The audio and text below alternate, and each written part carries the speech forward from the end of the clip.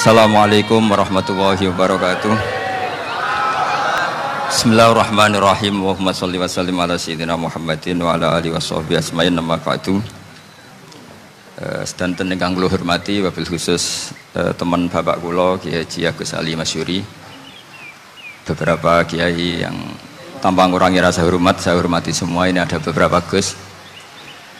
Ini saya ngaji insyaallah seperempat jam. Seperempat jam nanti yang menghisap Gus Kausar berapa Gus? 10 menit. 10 menit.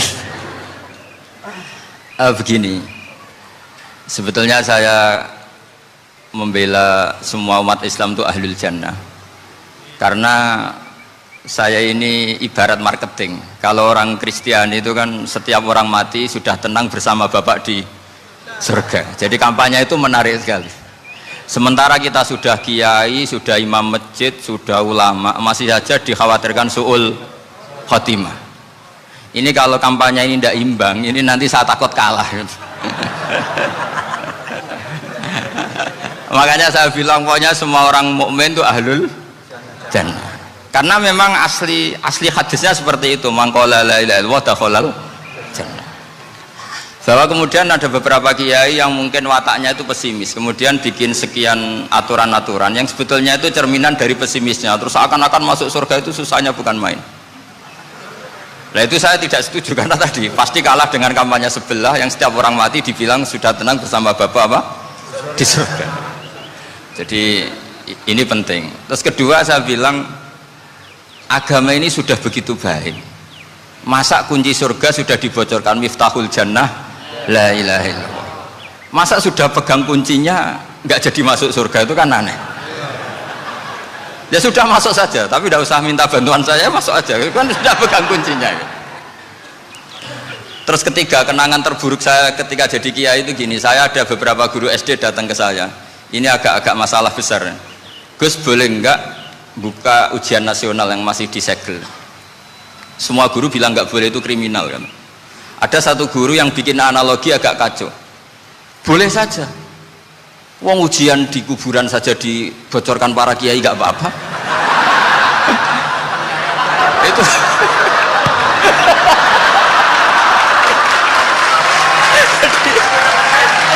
tapi ini kriminal ya. Perhatian kepada kiai, nggak boleh memukul pemateri.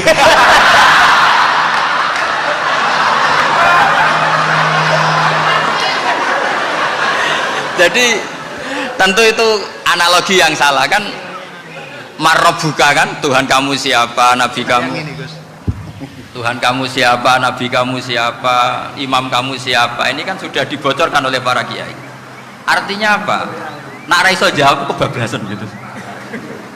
Terus guru ini berpikir kalau ujian akhirat sekrusial itu saja bisa dibocorkan, kenapa ujian nasional tidak boleh? Tentu ini kias yang salah, saya tidak ngajari seperti itu. Tapi saya ngajari ke kalian betapa mudahnya masuk surga. Kunci jawaban sudah dikasih, kunci pintu masuk sudah dikasih. Kok sampai tidak masuk, ini kebablasan. Paling salah gurunya. Jadi ini kenapa saya sering cerita orang mukmin semuanya itu min ahlil jannah, itu saya jamin. Sama tidak usah takut su'ul khotimah, tidak usah takut berlebihan seperti itu, karena setahu saya, setidaknya saya mewakili ulama zaman ini, rata-rata guru kita ini bermadzhab Syadzili dalam berkeyakinan berpikir tentang Allah. Di antara ini yang mulai saya ngomong serius, supaya tadi kan guyonannya sudah diambil Gus Reza sama Gus Kausar. Saya tahu kenapa mereka guyon, kalau ngomong serius takut kalah sama saya.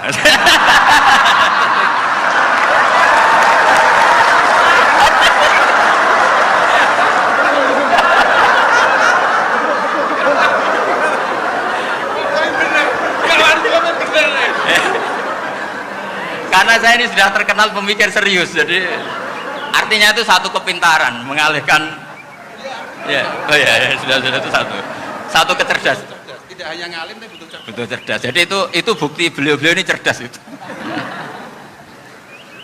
Saya berpikir begini, ini madzhab Syadzili, kita semua tentu Syadzili karena kita semua ngaji kitab hikam. Kita tahu kitab hikam itu muridnya Abul Abbas Al-Mursi, Abul Abbas Al-Mursi muridnya Syekh Abil Hasan apa? Asy-Syadzili. Saya masih ingat betul makalah itu dan saya ulang-ulang, setiap saya ngajar di sarang saya ajarkan itu. Kilali, kata Abdul Hasan Asadili, saya pernah dapat hatif, dapat semacam ilham. Apa makna min syarril waswasil khannas? Itu kata beliau dijawab oleh hatif itu. Hatif itu nggak perlu diterjemah tadi ada, karena tadi diajarin itu. Apa yang dihidupkan itu nggak perlu dijelaskan. kata hatif tadi, waswasun yadkhulu bainaka wa baina habibika yunsika altofahu alhasanah wa yudzakiruka af'alaka asai'ah wa yukassiru indaka dzatas shimal wa yuqallilu indaka dzatal yamin liya'dila bika an husni dzanni billah ila su'i dzanni billah. Jadi yang dikatakan waswas adalah kamu digiring untuk hanya ingat sisi-sisi kamu yang negatif, dilupakan bahwa Anda punya sisi-sisi yang positif. Misalnya seperti ini, mungkin secara fikih tadi banser-banser tegas, wah ini masalah lelaki perempuan dipisahkan gini-gini. Tapi kenapa Ghazali bilang ya sudah gini gak apa-apa. Sebetulnya ada rukhsah itu karena ini di depan umum. Yang paling pantangan Nabi itu la yakhluwanna rajulun bimra'atin. Ini ada yang menjaminnya gitu. Malah khawatir saya di sini dipisah tapi setelah berduaan nggak bisa. Jadi toleransinya karena ini di depan umum. Itu masih ada toleransinya.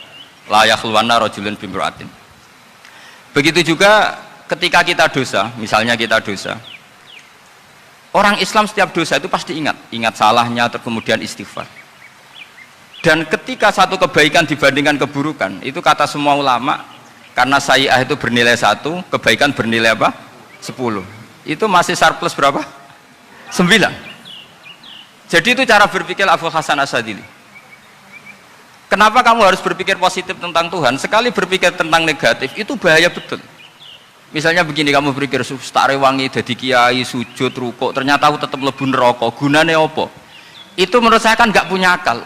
Sujud itu satu kelaziman menghamba kepada Allah. Normalnya seorang hamba itu ya sujud. Kemudian gara-gara kamu ingin masuk surga, terus logika kamu dibalik, gunanya apa saya sujud? Ternyata saya masuk neraka. Itu pertanyaan yang benar-benar bodoh dan itu menjadikan Allah benci. Logikanya dibalik begini. Ini saya ngomong serius karena ini bentuk kemenangan saya, ini bentuk kemenangan saya. Saya berkali-kali ngomong di kota pelajar di Jogja karena banyak pengujinya juga. Bukan sekedar pendamping tapi penguji. Banyak yang profesor, bukan sekedar dokter, banyak yang profesor. Jadi biar ini dok. Begini, saya pernah ditanya sama seorang dosen, Gus, saya ini ngaji hadis banyak, tapi ada yang saya tidak paham, yaitu mangkola la ilaha illallah dakhalal jannah, ada kalimat wa in zana wa in saroko. Meskipun pernah zina, pernah maling. Ini kan seakan-akan mentoleransi perzinaan dan pemalingan. Terus saya bilang, oh makna hadis itu seperti ini. Jadi kebenaran absolut, kebenaran yang mutlak itu tidak akan terganggu oleh status perilaku seseorang. Saya berkali-kali memberi contoh. Orang yang ditangkap KPK akan bilang 1 tambah 1 2. KPK-nya juga bilang 2.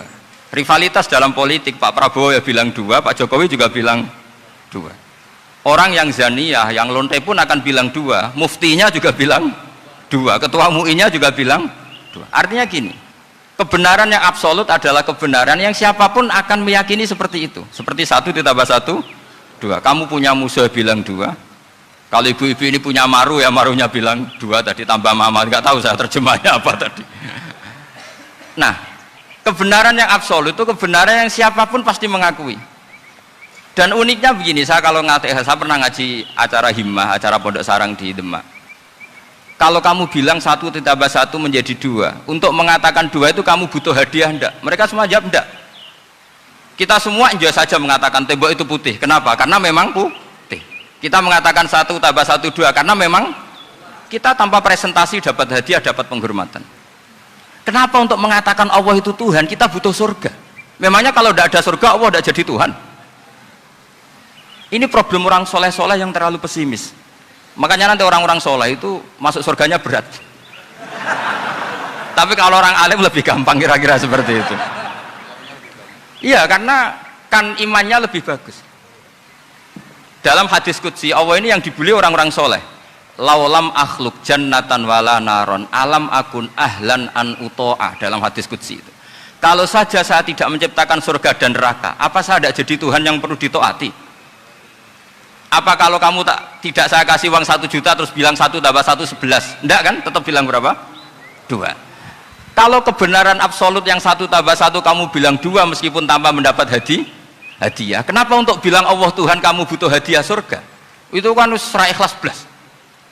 Makanya saya terus mengajarkan ikhlas. Ikhlas itu bisa dilatih dengan akal, dengan pikiran, bil ilmi lah. Harus dilatih.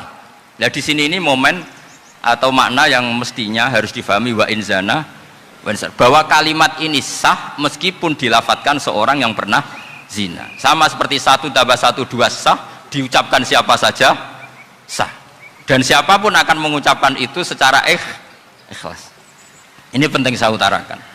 Sehingga setelah ada firqah-firqah takfiri yang mengatakan orang megang keris itu syirik, ke kuburan syirik, ini syirik. Itu salah besar. Salahnya adalah tadi kalimat-kalimat atau kebenaran-kebenaran absolut ini sudah jadi sibghata wa man ahsanu minallahi sibghah. Kalimat ini begitu absolut di hatinya orang mukmin. Sehingga ketika terganggu oleh hal-hal yang adat istiadat kayak pegang keris, kayak apa, ini tidak mengganggu. Tetap kualitas iman ini di atas keyakinan adat membawa apa keris. Kalau orang membawa keris menjadi syirik karena percaya sama makhluk. Orang misalnya kejawen kalau nggak bawa keris nggak nyaman. Orang kota itu kalau nggak bawa ATM juga nggak nyaman. Itu tidak dihukumi syirik. Kamu pergi lupa bawa HP nyaman enggak? Enggak, kenapa enggak dihukumi syirik?